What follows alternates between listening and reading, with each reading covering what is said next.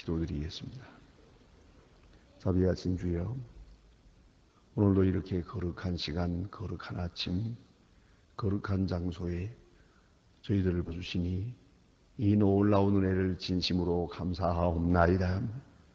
순간순간 우리는 많은 위험을 느끼고 삽니다.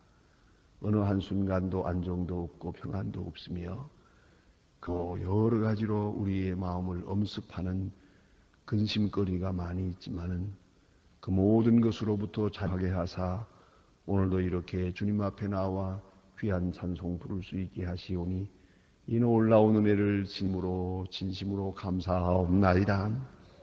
하나님 아버지, 여기에 축복이 있는 줄 압니다. 우리를 부르신 것은 우리의 과거를 다 용서하심이요 탕자에게 과거를 묻지 않으신 것처럼 우리의 모든 지난 날을 묻지 아니하시고 책망하지 아니하시고 심판하지 아니하시고 오늘도 이렇게 은혜로 거룩한 성소에 있게 하심을 진심으로 감사하옵나이다. 오늘 우리로 하여금 이 자리에 있게 하신 것은 미래로 향한 하나님의 약속이 있음을 믿습니다. 하나님의 뜻이 있어서 이 자리에 있사오니 하나님이여 이제 미래의 우리를 통해 이루고자 하시며 그렇게도 간절히 바라고 있고 되어지기를 바라고 있으며 성사하기를 바라고 있으며 전심전력하기를 바라고 있는 그 하나님의 기대에 우리가 응답하는 그러한 귀한 생을 살아가게 되기를 간절히 기도하옵나이다. 무지몽매한 저희들은 하나님의 은혜로 주시는 그 축복을 감당하지 못하고 조금 어렵다고 해서 시련이 의 힘에 지나친다고 하나님을 원망할 때가 많습니다. 하나님이여, 홍해가 갈라진 기적이 있었던 것처럼 오늘도 우리 앞에 놀라운 역사가 있어서 저 하나님의 나라를 바라볼 수 있고 이 모든 어두움을 뚫고 밝은 빛의 세계를 반조하며 살아갈 수 있는 아름다운 생이 되어지기를 간절히 기도하옵나이다. 하나님 아버지, 때로 우리는 물질과 함께 삽니다마는 결코 물질에 노예되지 않게 하옵소서. 우리는 사람들 틈에 살지만은 사람을 보고 사람을 사랑하는 자 되지 않게 하시고 언제나 하나님을 생각하며 내 맡기신 사명을 잘 감당하게 도와주시기를 기도하옵나이다. 자비하신 주여, 우리가 우리만을 위해 하는 것이 아닙니다. 이 자리에 있지 아니한 우리의 자녀들 혹은 가족들, 출타해 있는 분들, 그리고 내 사랑하는 형제 자매들을 위하여 기도합니다. 원컨대는 우리의 기도가 답되게 하시며 우리가 위하여 기도하는 자들이 함께 복을 받도록 하여 주시기를 간절히 기도옵나이다. 오늘도 하나님의 말씀이 바르게 권세 있게 전해져서 땅끝까지 전파되게 하시고 이 말씀을 사모하며 매일 아침 듣고 있는 주님의 귀한 자녀들에게 한량없는 은총과 놀라운 생명의 역사가 그 시간 나타나 주시기를 간절히 기도하옵나이다. 특별히 오늘도 이 교회를 위해 성바치며 몸과 마음 정성을 다하여 주를 섬기는 주님의 귀한 일꾼들에게 우러주는 큰 축복과 능력이 나타나 주시기를 간절히 기도하옵나이다. 은혜로우신 아버지, 이 나라를 진리 위에 세워주시고 대통령에게 건강도 주시고 밝은 판단력과 총리 주시며 그리고 온 국민들의 마음속에 함께 계셔서 진정 하신우상을 버리고 어리석은 생각을 버리고 또한 이기적인 생각이나 자기 고집을 다 깨끗이 청산하고 오직 주의 뜻 앞에 겸손히 무릎을 꿇게 하시며 이 어려운 난국을 하나님이 주시는 귀한 축복의 새로운 창조적 계기로 바꾸어 나갈 수 있게 되기를 기도하옵나이다.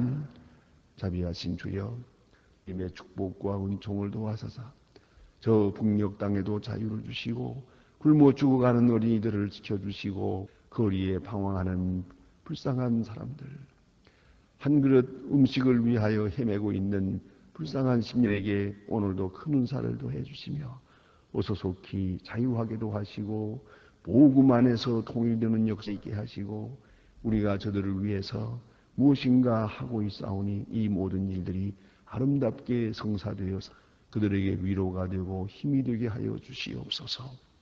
하나님 아버지, 해외에 있든지 여행 중에 있든지 군문에 나가 있는 젊은이들, 그리고 초조하게 공부하며 시험을 준비하는 자녀들 하나 다 돌보아 주시고 어디서든지 눈동자와 같이 지켜주시기를 바라며 주님의 말씀에 순종하며 주와 함께하게 하시고 특별히 병 죽는 분들, 병원에 입원해 있는 분들, 오로지 주님의 위로만을 기다리고 있는 분들에게 한량없는 은총을 도와여 주시옵소서.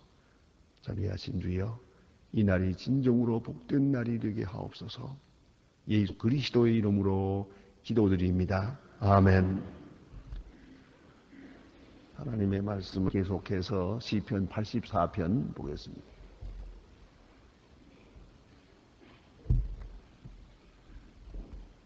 시편 84편 우리가 8절까지 보았습니다. 오늘은 9절부터 9절까지 보겠습니다. 시편 84편 9절로부터 12절까지 되겠습니다. 지금 다 같이 한 목소리로 봉독하시겠습니다. 우리 방패이신 하나님여, 주의 기름 부으신 자의 얼굴을 살펴보옵소서. 주의 궁전에서 한날이 다른 곳에서 첫날보다 나은즉 악인의 장막의 거함보다 내 하나님 문지기로 있는 것이 좋사오니 여호와 하나님은 해요 방패시라. 여호와께서 은혜와 인간을 도왔습니다. 영직히 행하는 자에게 좋은 것을 아끼지 아니하실 것이미니이다. 만내 여호와여, 주께 의지하는 자는 복이 있나이다. 아멘. 시편 84편은 다윗의 신앙 간증이요, 또 그의 그 독특한 다윗 나름의 신앙을 이제 고백하고 있는 그런 것입니다. 그는 말씀심으로 살면서 하나님의 말씀을 꿀송이보다 더 달게 그렇게 체험하며 그렇게 사랑하며 살았고요. 또 한 가지는 성전을 사모하며 성전 중심으로 살았습니다. 그러니까 하나님을 사랑하는 마음이 그의 이름으로 불리워지는 그 성막, 즉 성서를 중심에서 살았고, 어디가 있든지 성전을 사모하며 살았습니다. 그래서 지난 시간에 보았습니다마는 물리 있을 때 또 만부득이 그는 성전으로 갈 수 없는 그런 정치적 상황에 있을 때에 그런 전을 어떻게 사모했는지 쇠약해졌다고 했습니다. 제비도 부러워했습니다. 그리고 이렇게 성전을 사랑하고 사모하는 마음으로 살기도 하고 또 성전을 향하여 가는 기쁨이 있었다. 시온의 대로가 있는 자는 복이 있습니다. 마음에 성전 가는 마음이 있는 사람은 복이 있습니다. 사실 우리 예수 믿는 사람들은 어떤 의미에서 이 교회 중심으로 삽니다. 그래서 일주일을 생각할 때에도 꼭 그렇게 우리가 주일을 중심해서 무슨 계획을 세워도 주일날은 교회 갈 걸 중심하고 그걸 해놓고 그 다음에 거기에 맞추어서 가기도 하고 오기도 하고 뭐 계획 세우지 않습니까? 결국은 이게 이 성전 중심하는 그런 생활이란 말이에요. 우리가 어디를 가도 와도 심지어는 집을 사도 모든 길에서 이 성전을 중심해서 우리가 살아가고 있는 것이 사실입니다. 그래서 우리가 이 계획을 세울 때 언제든지 모든 그 스케줄은 주의를 지키는 데다가 초점을 맞추고 있는 것이에요. 그러고 보면 우리 믿는 사람들은 하루 사는 게 전부 성전과 함께 살아가고 있고 성전을 향하여 살아가고 있는 것이에요. 이것이 다윗적인 다윗이 가졌던 믿음이라는 것을 깊이 생각해야 합니다. 그리고 우리가 날짜를 꼽을 때도 지금 내가 그래서 요새는 많이 퇴색된 것 같습니다만 우리가 이 수요일 예배 드리는 것을 수요 예배라고 하지 않습니다. 3일 예배. 왜요? 주일 후 3일이니까 3일. 또 구역 예배도 구역 예배라고 하지 않아요. 원래 5일 예배라고 그러죠. 예배 후 5일. 그래서 언제든지 이 주일을 중심해서 계산하고 생각하고. 그러니까 우리의 마음은 항상 이 주일 예배 드리는 바로 거기에 중심되어 있고 집중되어 있단 말입니다. 초점을 다 맞추고 사는 것이 그리스도인의 모습입니다. 그리고 오늘 이 시온의 도가 있고 그 다음에는 성전으로 가는 길이 윤택하고 행복하고 또 나아가서 성전에 나가서 예배할 때 주님의 얼굴을 배우면서 그가 기뻐하는 모습을 볼 수 있습니다. 그래서 거기 가서 하나님 앞에 기도합니다. 하나님이여 내 기도를 들으소서. 이렇게 그 하나님 앞에 나가서 예배하는 모습을 보았고요. 자, 오늘 이제 마지막으로 보는 것은 이제 성전을 사모하는 기쁨, 성전을 향하여 나아가는 기쁨, 그 다음에 성전에 가서 예배하는 기쁨, 그 다음에 기도하는 기쁨. 하나 더 있는데 주님을 섬기는 기쁨, 봉사하는 기쁨이요. 많은 유명한 여러분 얘기 잘 하십니까? 주의 궁전에서 한 날이 다른 곳에서 보내는 첫날보다 나은즉 악인의 장막에 거함만 내 하나님 문지기로 있는 것이 좋사오니. 이거 지금 왕이 하는 말이에요. 하나님의 전에서 문지기가 돼도 그것이 좋다는 거예요. 그러니까 성전 밖에서 아무리 잘 살아봐도 소용없고요. 결혼 나가면서 잘 살아도 소용없고요. 교회 안 나오는 사람 아무리 잘 살아도 그 부럽지 않고요. 하나님 앞에서 거룩하게 예배하는 그 시간이 최고로 행복하다. 주를 섬기는 것보다 더 기쁨이 없다. 그런 간증이 오시다. 여러분 여기 보니까 이렇게 말하고 있어요.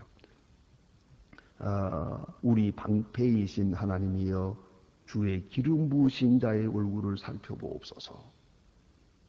이 말 너무도 실제적이고 아주 절절한 다윗의 사랑이 여기 나타나 있습니다. 주의 기름 부은 자의 얼굴 뭡니까? 다윗 자신이 기름 부음 받은 자거든요.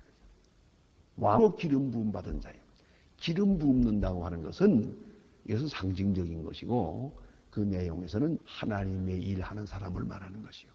하나님께서 지명해 세우는 것이요. 그러니까 집사는 집사로 기름 받았고 장로는 장로로 기름 부음 받고 목사는 목사로 기름 부음 받은 것이에요. 그러니까 하나님이 특별히 지명했다는 것을 의미하는 거죠. 아브라함이 기름 부음 받은 사람, 선택받은 사람이에요. 하나님 그를 통해 역사하시고 그에게 하나님을 섬기는 특권을 허락하셔요. 하나님이 허락지 않으면 아무도 이 일을 할 수가 없는 것이에요. 하나님의 일은 그래서 의무로 생각해서는 안 됩니다. 무거운 짐으로 생각해도 안 되고요. 이것은 특권입니다. 기름 받았다고 하는 놀라운 사명감, 그런 특권을 의식해야 됩니다. 이게 특별하게 내게 주어지는 것이 아무에게나 주어지는 게 아니에요. 우선 얘기입니다만은 이미 돌아간 고인이 되셨습니다. 한 70이 돼서 예수 믿은 재벌이 있었어요. 그가 날 만나서 늘 그런 얘기를 해요. 목사님, 나는요 대통령하고 골프도 쳐봤고요, 재벌이라는 말도 들어보았고요, 부자도 되었고요, 뭐 이렇게 저렇게 하고 싶은 일 다 하고 살았습니다. 그런데 못 해본 게 있는데 안 될까요? 뭔데요? 성가대요. 성가대 그거 하는 거 그거 좀 해보고 그 교회 가다 부러워 죽겠대요. 나는 왜 젊었을 때 저렇게 살지 못하고 이렇게 방탕하게 살다가 방황하게 살다가 이제 늦다 예수를 믿었던가. 성가대에 앉은 분들 노래 부르는 걸 보면 이게 아주 부러워 죽겠대요. 그런데 나이 성가대원들 그 자신이 스스로를 부럽게 생각하는지 모르겠어요. 스스로를 행복하게 생각해야죠. 내가 이 성가한다는 게 얼마나 큰 특권이냐 말이에요. 하나님이 못하게 하면 못하는 거예요. 아무도 할 수가 없는 거예요. 기름 부음 받았다는 것. 어떤 일을 하나님이 맡기셨어요. 그건 감지득지해야 돼요. 그런데 기름 부음 받은 자의 얼굴이 뭡니까? 교회에 나올 때마다, 교회에서 섬길 때마다 얼굴을 살펴보옵소. 자, 주님 앞에 나가 예배하지요, 찬송하지요, 기도하지요, 또 봉사하는데 얼굴에 수심이 있어요. 걱정거리가 있어요. 그러면은 그 봉사하는 마음이 충분하지 못하거든요. 또 어딘가 모르게 시기 질투하는 마음이 있고 뭐 좀 어딘가 모르게 좀 부정적이고 삐뚤어진 데가 있어요. 그래 되면 좋은 것은 보이지 않고 나쁜 것만 보여요. 그 참은 잘못됐죠. 간혹 그런 자기 딴에는 교회를 위한다고 하려라도 이건 시험에 빠진 겁니다. 왜 좋은 점이 많은데 그걸 하나도 보이지 않고 어쩌면 꼭 나쁜 점만 보여요. 교회에 가서도 좋은 사람이 얼마나 많아요. 반갑게 이렇게 인사하지 못하고 하필이면 꼭 그 자기 그 좋지 않은 사람만 만나면 그게 마음이 어두워지는 거예요. 참 좋지 않은 생활이. 내가 이제 상징적인 말씀을 하나 드리겠습니다. 제가 이 강단에서 설교를 하는데요. 이 설교할 때 여러분 이 설교하는 사람이 이렇게 내려다 볼 때 어떤 사람이 보이느냐 이렇게 중요합니다. 이 설교할 때 참 열심히 듣고 간절한 마음으로 얼굴이 환해가지고 그 열심히 듣는 게 아니라 받아먹는 그런 사람들을 이렇게 그런 사람들이 보이면 설교하는 게 힘이 나고 또 은혜롭고 그래요. 하지만은 하필이면 이 많은 사람 가운데 좋은 사람이 보여요. 아예 안 듣기로 결심한 사람이 있어요. 어떤 사람 보면요 찬송 부를 때 절대 안 불러요. 아주 이렇게 하고 있어요. 그리고는 그저 버티고 앉았는데 내가 그런 생각을 해. 저 사람 저걸 언제 사람의 마음을 바꿀 수 있을까?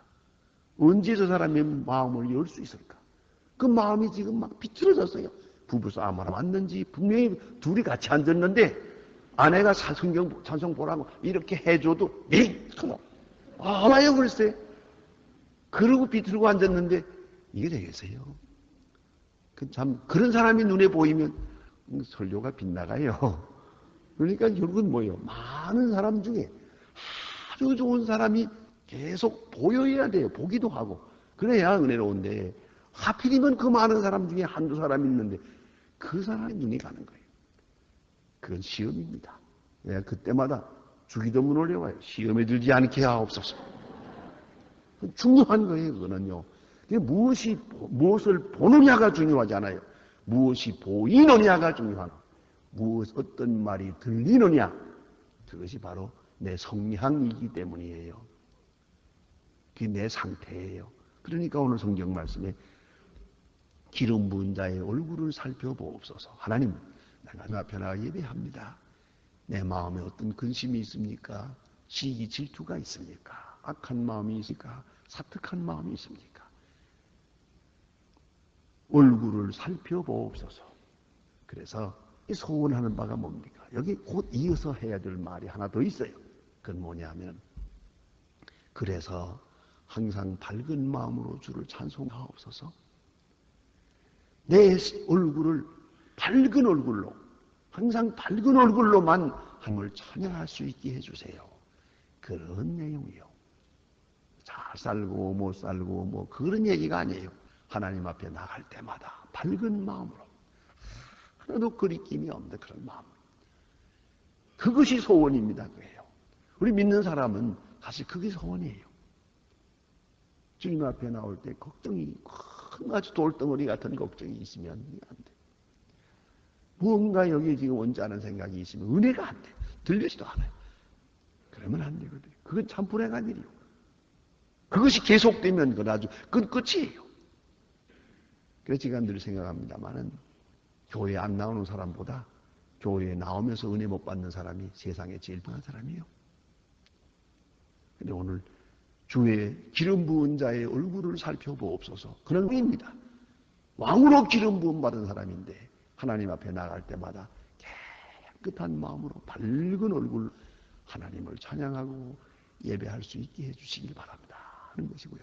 그 다음에 보니까 이제 그의 마음 자세가 어떤가 보세요. 주의 일하는 사람은 이렇습니다. 무슨 일을 맡기느냐 묻지 말아야 합니다. 언젠가 한번 영락교회 장로님을 만났는데 제가 그러대요. 목사님 왜요? 나는 이거 좀 기분이 좀 영 좋지 않은데 그거 어떻게 하면 좋을까요? 뭔데요? 글쎄 말대로 유치부장을 하라고 그러잖아요. 내가 지금 나이가 얼마고 장로인데 유치부장 하라는데 이걸 사표를 내버릴까요? 할까요? 말까요? 그래 내가 그때 그랬어요. 하나님의 집에 문지기로 있는 것이 좋사오니 알아들어? 그랬더니 알았어요. 가서 그냥 1년 동안 열심히 할게요. 얼마 후에 만나 유치부를 하면서 얼마나 은혜 받았는지 모른대요. 아이들하고 지내니까 너무너무 좋대요. 어쩌면 하나님께서 이렇게 내게 주시고 목사님이 나를 사랑해서 유치부장 맡겼구나 이 생각했다고 그래요. 하나님의 일에는 가부가 없어요. 왜요? 하나님이 알아서 시키는 거니까. 할 수 있는지 없는지는 하나님 아는 거예요. 필요한지 안 한지도 하나님이 알아서 하실 거예요. 하나님의 일에는 그걸 할 수 있어 없습니다. 합니다. 싫습니다. 마음 듭니다. 안 듭니다. 잔소리가 있어서는 안 돼요. 보세요. 문지기로 있는 것이 싸우고 왕이에요 지금. 난 하나님의 전에서 문지기가 되겠습니다. 그 하루 종일 서 있습니다. 이 얼마나 중요한 얘기입니까? 옛날에 하나님의 성전에는 군인이 있었어요. 문지기가 있었어요. 왜냐하면 정신병자 같은 사람이 마구 뛰어들어올까봐, 또 짐승이 들어올까봐, 혹은 이방인들이 하나님의 앞에 법도를 모르는 사람들이 함부로 들어올까봐 정말로 무장으로 딱 서 있었어요. 24시간 보초를 섰습니다. 그런 얘기 하는 말입니다. 내 장막의 거함보다 악한 사람의 장막에서 편안하게 살기보다는 차라리 하나님의 집에서 문지기가 되겠습니다. 그런 마음가짐이 그게 바로 예배하는 마음이에요. 또 궁전에서 한 날이 다른 곳에서 전하는 첫날보다 낫습니다. 하나님의 궁전에 주회전에서 하루를 사는 것이 다른 곳에서 먹고 맞고 사는 사람 첫날을 사는 것보다 낫습니다. 그 말은 뭡니까? 하나님의 전에서 한 시간 한 시간 하루하루 섬기는 것이 최고의 행복이더라. 극치적인 행복이란 말이에요. 이걸 알아야 합니다. 극치적인 행복. 이보다 더 좋은 일이에요. 이보다 더 바랄 것이 없어요. 그래서 하나님의 전에서 예배하는 그 자체를 하루 사는, 한평생 사는 생활 중에 가장 보람되고 행복한 것으로 그렇게 살아야 돼요. 그것이 바로 하나님을 섬기는 사람의 마음이었더란 말입니다. 또 이렇게 할 때에 11절에 보니까 하나님은 해요 방패시라. 해는 자연적인 것을 말해요. 이 자연적인 여건의 대표가 해요. 모든 것이 태양으로부터 오니까요. 그러면 방패라고 하는 것은 인간적인, 다시 말하면 주변에서 오는 전쟁을 말하시죠. 그러니까 주변에서 오는 인간적인 관계에서 오는 모든 것을 하나님이 막아주시고 또 모든 자연적인 재해도 하나님이 막아주시고 하나님은 해요 방패가 됩니다. 하나는 수직적이요 하나는 수평적이요. 하나님께서 다 보호해 주십니다. 자, 그런 거로 은혜와 영화를 주시며 그랬습니다. 은혜만이 아니요. 은혜는 구원받은 자의 간증이죠. 은혜 또 영화를 주십니다. 하나님이 영화롭게 해주십니다. 영광되게 해주십니다. 그리고 정직히 행하는 자에게 좋은 것을 아끼지 아니하실 것임이니이다. 이 말씀은 예수님 친히 하신 말씀대로 그 나라와 그 의를 먼저 구하라. 그리하면 이 모든 것을 더하시리라. 그 말씀과 맥락이 같은 말씀이에요. 여호와를 경외하고 하나님만 높이며 정직하게 살아라. 그리하면 좋은 것을 아끼지 아니하실 것임이니이다. 너무 귀한 말씀 아닙니까? 우리가 구구하게 구하고 구할 것도 없어요. 열심히 하나님 앞에 나오고 하나님 앞에 나오는 것을 기뻐하고 하나님의 전을 섬기고 하나님 앞 중심으로 살아가고 늘 성전 중심으로 살아가면 하나님께서 좋은 것을 아끼지 아니한다는 거죠. 무엇이 필요한지 다 알아서 주실 거예요. 여러분 잘 아시지 않습니까? 여러분의 자녀들 다 할게 뭐 있어요? 그저 지금 쟤들이 해야 될 일은 공부는 일이니까 착실하게 공부하고 건강하게 자라만 주면은 부모야 그저 뭐 없어서 못 주지 뭐든지 주고 싶지 얼마든지 주고 싶지요. 부모가 아낄 것이 무엇이 있습니까? 네? 그렇잖아요. 아이들이 잘 자라만 준다면 부모는 하나도 아까울 것이 없는 것이 부모의 마음입니까? 하나님 절대로 인색한 하나님이 아닙니다. 우리는 겸손히 받아들입시다. 내가 받을 만한 자가 못되기에 못 주시기도 하고 내가 감당을 못하기에 못 주실 분이지 하나님이 안 주시는 분 아닙니다. 없으신 분도 아닙니다. 그걸 꼭 기억해야 됩니다. 그래서 좋은 것을 아끼지 아니하시는 하나님, 이것이 다윗의 마음입니다. 예하는 자의 마음입니다. 그러니까 정말로 하나님 앞에 예배하는 자, 하나님과 만나는 그런 길을 가졌을 때 그의 얼굴과 그의 자세와 그의 마음 충만해지는 거예요. 뭐 더 바랄 것이 없어요. 그래서 다윗이 하는 유명한 시편 23편 있지 않습니까? 여호와는 나의 목자시니 내게 부족함이 없으리로다. 아무것도 더 바랄 것이 없다.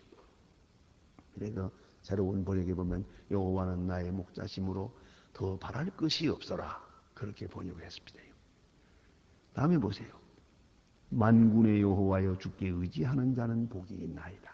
의지한다는 것은 바로 성전을 사모하는 마음이요. 정직히 행하는 것은 주를 섬기는 마음이요.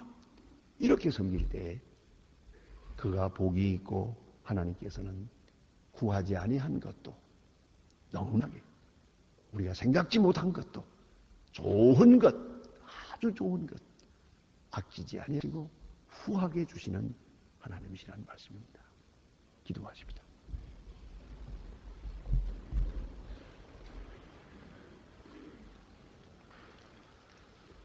하늘에 계신 우리 아버지시여, 이름이 거룩히 여김을 받으시오며 나라가 뜻이 하늘에서 이룬 것 같이 땅에서도 이루어지. 오늘날 우리에게 일용할 양식을 주옵시오. 우리가 우리에게 죄 지은 자를 사해 준 것 같이 우리 죄를 사해 주. 우리를 시험에 들게 하지 마옵소서. 다만 악에서 구하옵소서. 내게 나라와 권세와 영광이 아버지께 영원히 싸움나이다. 아멘. 아멘. 자유로이 기도하시다가 돌아가십니다.